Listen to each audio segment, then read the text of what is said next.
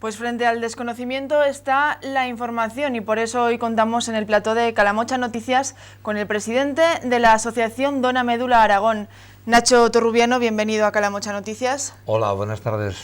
Si te parece nos vamos a tutear. Perfecto. No nos conocemos desde hace mucho, pero ya hemos podido hablar un poquito. Nacho, vuestra asociación se crea en 2012 con ese objetivo, con informar sobre el trasplante de la médula ósea. Así es, Cristina. En realidad, nosotros en 2012 nos conocemos 3 pacientes de leucemia y nos damos cuenta de que hay un gran desconocimiento de la sociedad sobre lo que es la donación de médula y el trasplante de médula ósea. La gente en la calle habla mucho y cree saber sobre donación de órganos, sobre donación de sangre, pero realmente lo de la médula era gran desconocida. De hecho, hasta el 2012, hasta que nosotros no empezamos a hablar de donación de médula, en Aragón nadie hablaba de donar médula, ni de inscribirse como donante, ni de hacer nada. Hay que decir que, bueno, todo comienza también con una muestra de sangre, pero que no tiene mucho que ver con la donación de sangre habitual, como por ejemplo la que va a haber el martes que viene, la semana que viene aquí en Calamocha. Exacto. En principio lo que vamos a donar es muy parecido, porque nosotros donamos son las células madre sanguíneas, que al final es como una bolsa de sangre. Lo que ocurre es que no podemos decir que es lo mismo, porque realmente no lo es. Sí que es cierto que todos los donantes de sangre, cuando les contamos cómo funciona la donación de médula, mayoritariamente pues se hacen donantes de médula. ¿Por qué? Pues porque es algo similar, lo que se denomina una aféresis, que lo que hacemos es extraer a través de la vena del brazo, sale la sangre, pasa al separador celular separa celularmente y nos guarda lo que necesitamos, y el resto de los componentes sanguíneos, plasma, glóbulos rojos, los ponemos por el otro brazo, otra vez se los devolvemos al donante. Eso para un donante de sangre es, pues es casi lo que él hace. Esa es la manera de donación más frecuente. De hecho, en la charla del pasado miércoles hablabais de un 80% de procesos de donación así, pero luego está el otro tipo de donación que antes era el más habitual y ahora es un 20%. Exacto. Que es la donación, por no confundirme, la donación de médula ósea de extracción directa. Eso es. Exacto. Mira, esto funciona de la siguiente manera. Actualmente, 8, casi 9 de cada 10 veces la donación se produce como acabamos de comentar, mediante una aféresis de sangre periférica, con el donante despierto, sin anestesia, porque no duele. Es como decíamos, como una donación de sangre, pero más específica, con más tiempo, ¿vale? Y la otra se produce en quirófano, por lo tanto tampoco duele, porque al estar en quirófano estamos dormidos, o bien con anestesia general o epidural. Y lo que vamos a hacer ahí va a ser extraer médula ósea, que es el tejido que tenemos dentro de los huesos, concretamente del hueso plano de la cadera, de la cresta ilíaca. Ahí es donde vamos a hacer la extracción. Si estamos con anestesia epidural, esa misma noche te vas a tu casa, y si está con anestesia general, a la mañana siguiente te dan el alta y te vas a tu casa. ¿Cómo está la situación ahora mismo en España? Y no sé si tenemos datos en Aragón. A ver, la situación podríamos decir que bien o mal comparándolo con qué. Es decir, hemos crecido mucho en los 3 últimos años, casi 4 años. Hemos pasado de tener más o menos 100.000 donantes en España registrados, hemos pasado a tener más de 210.000. Hemos duplicado, esto ha sido en los últimos 4 años. En Aragón hemos pasado, para hacer una referencia clara, de que en 2012 se inscribieron 130 personas, 132, 136 personas como donantes de médula, y en el 2015 se han inscrito casi 1.000, o sea, 994 o 96, no estoy exactamente ahora el dato seguro. Por lo tanto, hemos crecido muchísimo. Ahora, ¿estamos bien o mal? Bueno, pues hay que seguir creciendo. Tenemos que seguir pensando que contra más personas estén inscritas en ese registro, más probabilidades tenemos de salvar la vida de alguien. Porque además, si lo comparábamos a nivel mundial, la cifra española no representa un porcentaje tan amplio de donantes de médula ósea. Tal y como comentábamos en la charla del pasado miércoles, pues bueno, los datos son muy claros. En lo que es sangre de cordón, que es otra de las maneras que podemos donar esa sangre de cordón umbilical, que son las células madres sanguíneas para hacer los trasplantes, ahí en sangre de cordón sí que estamos algo mejor. Ahí tenemos en torno en España a 60.000 unidades guardadas. Y en el mundo hay poco más de 600.000.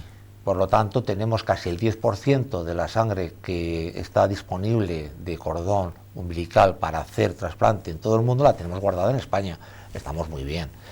Pero en donantes inscritos es donde fallamos, bueno, vamos, brutalmente, ¿no? Porque por esa misma regla de tres, si en el mundo casi hay 27 millones más o menos registrados, deberíamos tener en España ese mismo 10%, serían 2.700.000 y tenemos 210.000, o sea, escasamente tenemos el 1%.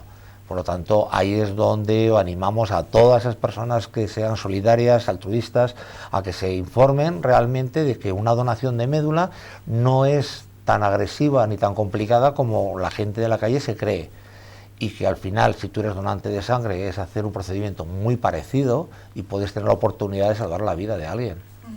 Tal vez por eso mismo, porque a lo mejor la sociedad tiene una idea equivocada de cómo es el proceso de donar médula, pues la gente se tira para atrás. Imagino que es eso lo que pensáis, ¿no, vosotros?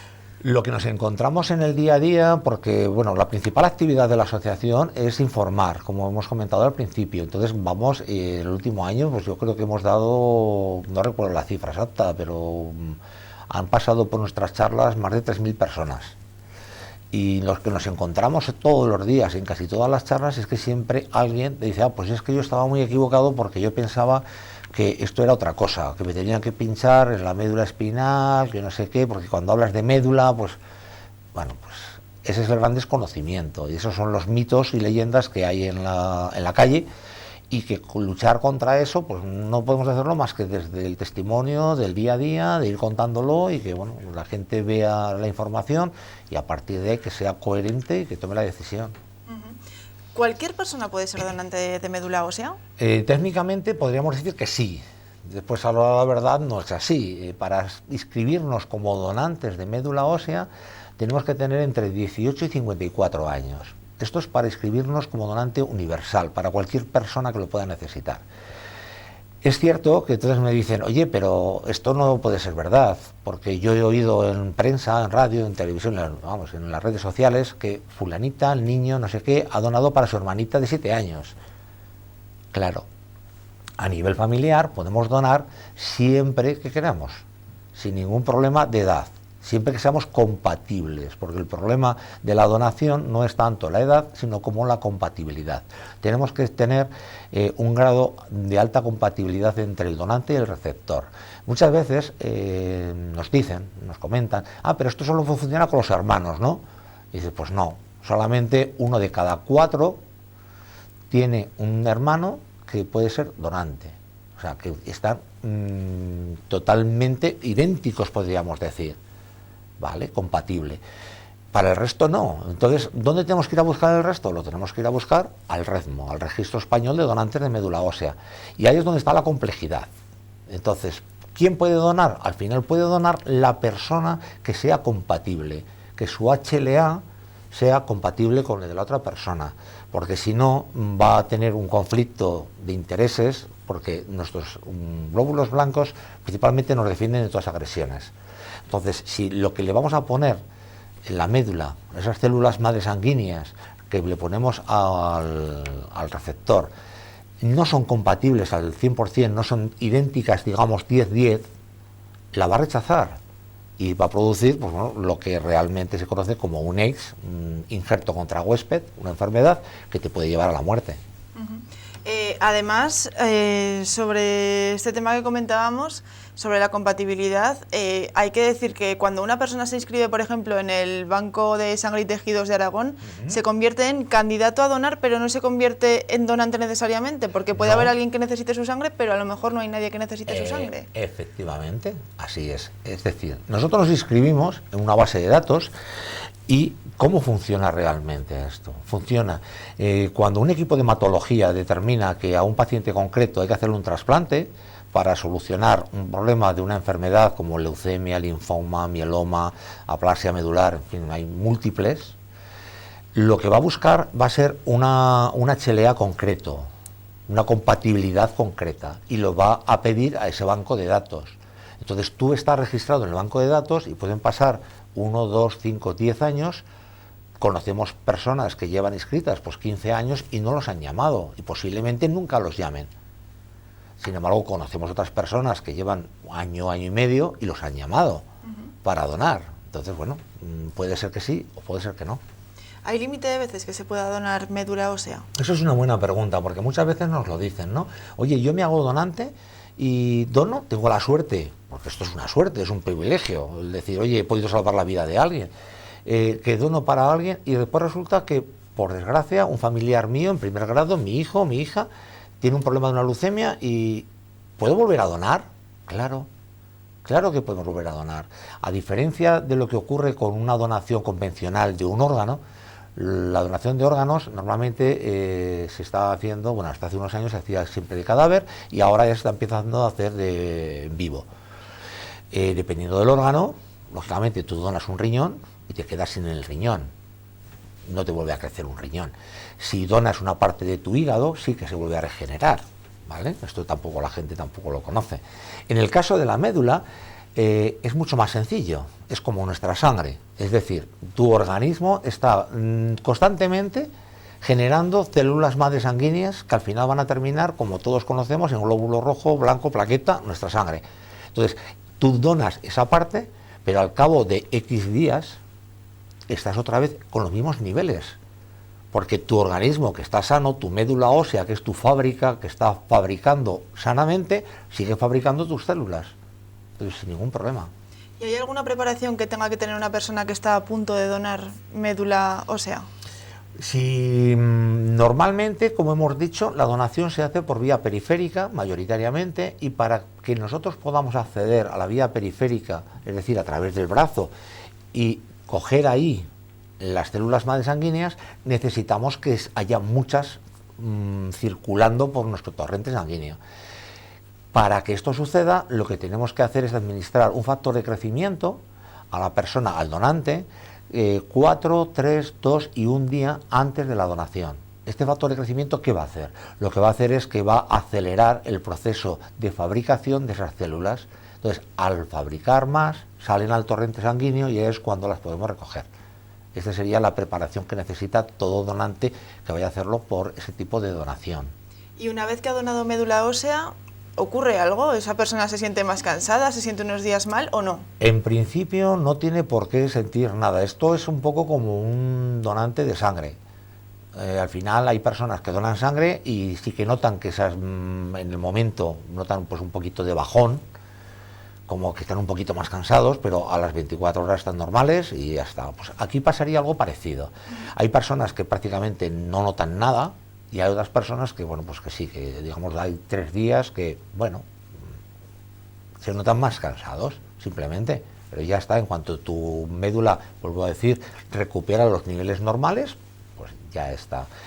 Sí que es cierto que, y esa parte también me gustaría destacarla, que las personas cuando van a donar, cuando se ponen este factor de crecimiento que hemos comentado, notan, ellos relatan, porque yo no me lo he puesto, yo no lo sé, pero ellos relatan que notan como que sus huesos están como trabajando y tienen esa sensación, como hemos tenido yo creo que todo el mundo, cuando estás cogiendo una gripe, que tienes ese dolor muscular, que no sabes muy bien, como que te hace mal todo el cuerpo pero no te hace mal nada, ¿no? Como estás, bueno, pues esa sensación es la que relatan esas personas y es porque su médula ósea, que está dentro de los huesos, está funcionando, está trabajando para generar más células. Eso en cuanto a las personas que son donantes, pero claro, en esa charla que estábamos el miércoles, disteis un dato que es que cada día hay 38 personas que reciben un diagnóstico médico que puede derivar en la necesidad de un trasplante de médula ósea. Efectivamente. A nadie lo preparan para recibir esta noticia, ¿no? Por desgracia no nos preparan para eso. En la charla estaba, entre otras personas que han asistido, la psicóloga de la Asociación Española contra el Cáncer. Yo comentaba con ella antes de la charla y obviamente decía, es que claro, a ver, cuando te dan el diagnóstico es un mazazo. Y ella como psicóloga pues me sentía diciendo, claro, en el caso vuestro de enfermo hematológico que necesita un trasplante, el mazazo es doble. Porque por un lado te dicen tienes un cáncer, Y por otro lado dicen, para poderte curar, pues bueno, aparte de la medicación, igual hay que hacerte un trasplante de médula. Claro, y entonces la incertidumbre es total, porque nadie está preparado para la adversidad así de esa manera.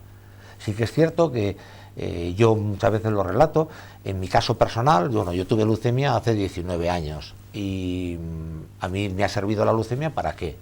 Pues bueno, para valorar la vida de otra manera. Yo he aprendido a saber que hay cosas que antes no le daba ninguna importancia y ahora le doy toda la importancia, y otras muchas cosas que antes le daba una importancia tremenda que ahora me río, claramente, porque mi objetivo es otro. Mi objetivo es claramente, a veces nos preguntan, ¿no? Dice, oye, ¿y por qué haces esto? ¿Y para qué? Bueno, pues el por qué más o menos lo tengo claro, pero el para qué también, lo hago para ser feliz. Porque yo sé que ayudando a los demás, soy feliz. Entonces, cuando a ti te dan el diagnóstico de la leucemia, realmente eso no lo puedes ver en ese momento así. Te hundes, te machaca, en fin, nadie está preparado, como tú decías, para esto. Pero a medida que vas evolucionando, es todo un camino, es una evolución, y bueno, cuando tienes la suerte de seguir viviendo, pues bueno, tienes una segunda oportunidad. ¿Para qué? Para mostrarle al resto de las personas que de esto se puede salir y que es importante, pues, sonreír a la vida. ¿Qué sabías tú de leucemia y del trasplante de médula ósea Pues antes de que yo, te por diagnosticaran? desgracia o por suerte, sabía bastante. Yo sabía bastante porque cuando a mí me diagnostica la leucemia, yo soy visitador médico en aquel momento, y mi principal cliente eran los servicios de hematología y banco de sangre, porque lo que vendía eran los reactivos para el laboratorio. Por lo tanto, estaba todo el día metido en el mundillo del laboratorio y en el mundillo médico, y en mi caso, pues sí, tenía, a ver, no soy médico, pero sí que tenía un nivel más avanzado que cualquier persona de la calle. O sea, sabía lo que una leucemia representa y sabía lo que representaba un trasplante de médula, eso lo conocía. ¿Y cómo te diagnostican a ti esta situación y cómo lo vives, cómo lo afrontas? En mi caso concreto, porque cada uno, antes fuera el día del miércoles, cuando la charla comentábamos antes de comenzar que en realidad no hay enfermedades, sino lo que hay es enfermos. Es decir, cada uno reacciona de una manera diferente ante la misma adversidad, ante la misma enfermedad. Y en mi caso concreto, yo llegué a urgencias por cansancio, fiebre, petequias. Las petequias son unas manchitas que salen en la piel cuando hay falta de plaquetas. Pero claro, si no lo sabes, pues ves unas manchitas, y bueno, yo acusaba todo lo que me estaba pasando a una gripe que iba arrastrando desde hacía no sé cuántos días, que estábamos en Semana Santa, yo soy muy activo en la Semana Santa, entonces todo era, bueno, pues un mare magnum de situaciones que se me venían encima. Y con esa gripe y algo de fiebre, cansancio, que ya llegó un momento en que no podía, o sea, no podía, era imposible, y ahí fue cuando al final tuve que ir a, claro, cuando ves las manchitas y empiezas a ver que eso ya no es normal, que eso ya no es una gripe, fue cuando fui a urgencias, y a partir de ahí ya pues me ingresaron, y el diagnóstico principal, los hematólogos y los médicos lo tienen muy claro. Lo que hacen es una fórmula leucocitaria, de un análisis de sangre en el cual ven cómo están tu hemograma y tus leucocitos, y a partir de ahí, bueno, el deterioro que hay, y ya empiezan a saber por dónde van. ¿Costó mucho encontrar un donante compatible contigo? En mi caso no hubo donación. A ver, como comentábamos, 19 años atrás yo tuve la leucemia, 2 hermanas le hicieron las pruebas, no eran compatibles, y en aquel momento el registro era mucho menor de lo que hay hoy en día. Si ahora estamos hablando de que en España hay 210.000 y en el mundo pues 28 millones, pues entonces yo no lo recuerdo, pero evidentemente eran muchos menos.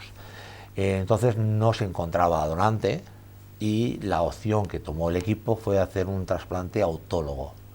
De hecho, en el tipo de leucemia que yo tuve, entonces se resolvió con ese trasplante autólogo, y hoy en día en casi ningún protocolo de una leucemia mieloide aguda como la que yo tuve se hace un trasplante autólogo.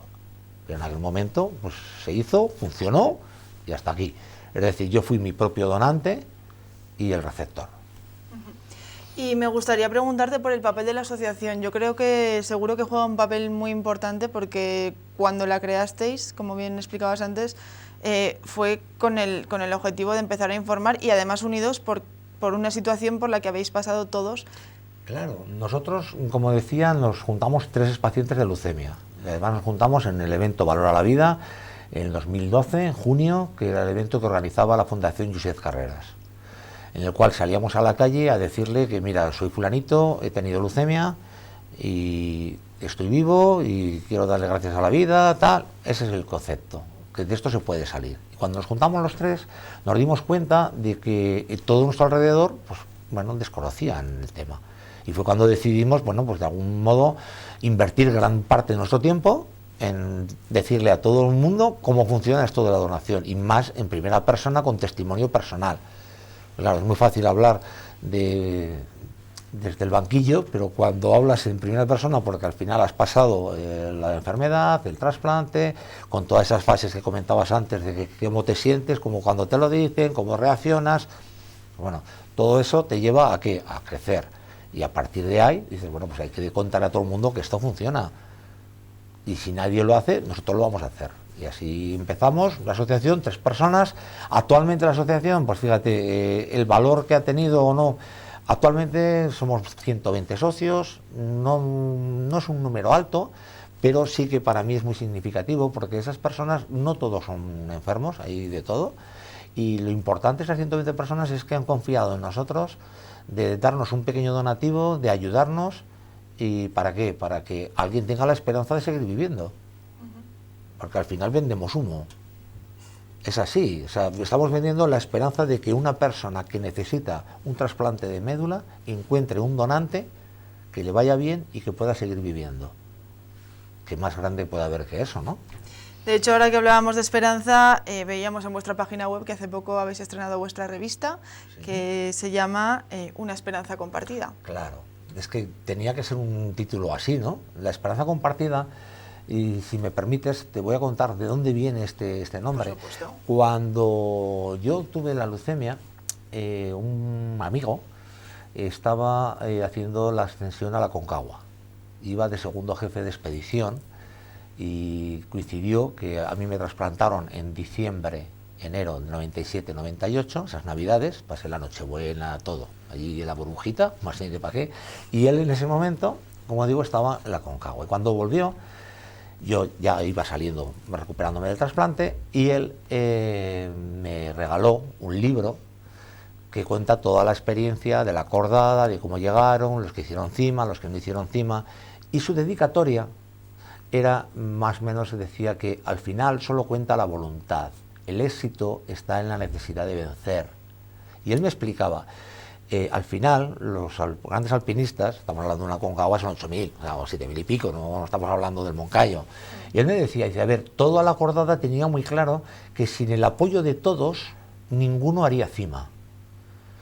Pero todos teníamos que tener muy claro que no íbamos a hacer cima, que teníamos que empujar el equipo para que alguno hiciera cima. Y esa es la esperanza compartida, esa es la ilusión compartida. Nuestra asociación está luchando todos juntos ¿para qué? Para que alguien haga cima, para que alguien siga viviendo gracias a un trasplante. Y para eso se necesita al resto de la sociedad que se implique y que se haga donante. ¿Has visto por qué? Una esperanza compartida. Desde luego que sí.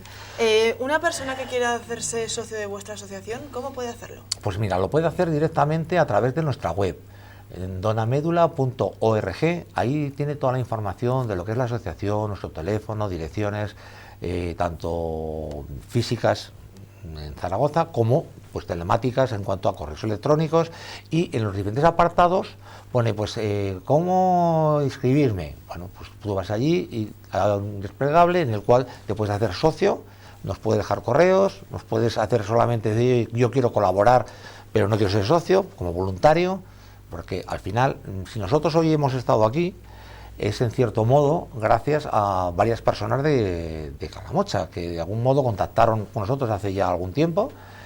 Silvia y Bea, yo no sé exactamente el apellido, bueno, Silvia farmacéutica y Bea Clavel, la que está al lado. Y ellas fueron las que nos invitaron, oye, que queremos conoceros, que esto nos interesa, tal, empezamos a hablar y al final hemos llegado aquí por ellas, gracias a ellas. Ellas también tienen toda la información que hemos valorado y que te estamos comentando, que si alguien de Calamocha puede estar interesado, pues aparte de entrar en nuestra página web, en donamedula.org, pueden acercarse tanto a la farmacia como a BEA y ellas le van a dar la misma información, ¿vale? Y a partir de ahí pueden colaborar de muchas maneras. El miércoles pasado, al finalizar la charla, hubo un detalle de alguna persona que me decía, hombre, es que es una pena porque yo ya no puedo ser donante. Y yo le dije, yo tampoco puedo ser donante, y por eso mismo que no puedo ser, estoy empeñado en que todo el mundo lo sea. Estoy aquí, os lo cuento, y entonces vamos a utilizar ese boca a boca para que todas esas personas que puedan tener esa información, pues bueno, puedan acceder a ella. Información que además las personas que vayan a donar sangre el martes que viene podrán solicitar también, ¿no? Efectivamente, pero mejor que tener la información allí, el protocolo es un poco diferente. A ver, para inscribirnos como donante de médula, en principio el centro de referencia es el Banco de Sangre y Tejidos de Aragón. Pero claro, no podemos hacer que todo el mundo vaya al Banco de Sangre y Tejidos de Aragón, porque entonces nadie se haría. Y esto se ha solucionado que cualquier persona que quiera inscribirse como donante de médula lo puede hacer en la misma extracción de sangre de las unidades móviles periféricas que vienen por todos los pueblos. En este caso, a La Mocha vienen el 17 y el 26, creo recordar. Entonces, la persona que sea donante de sangre, que esté informada, que no tenga ningún tipo de duda, puede entrar en nuestra página, vuelvo a repetir, donamedula.org. A la derecha hay un cartelito que pone consentimiento informado. Nos descargamos el consentimiento. El consentimiento informado es el documento legal que tenemos que conocer, haber leído y rellenar con nuestros datos y firmar como que asumimos que esto es así, que es verdad todo lo que ponemos y que accedemos a ser donantes de médula.